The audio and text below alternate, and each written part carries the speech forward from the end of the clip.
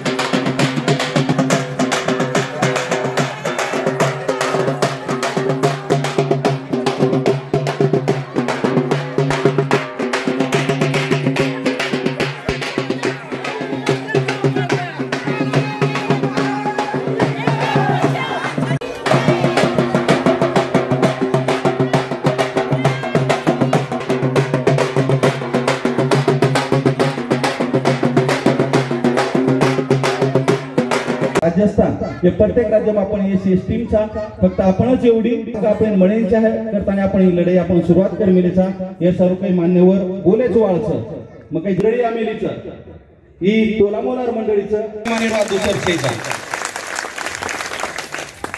कारण की नेमके मान पानेर गरज छे हानुई समाज ओळखत जब जे मान्यवर तोलामोलार बिस्मिलेचं हमारे बंजारा समाजेर ओढीती तमार शब्द सुननीती स्वागत करू छु।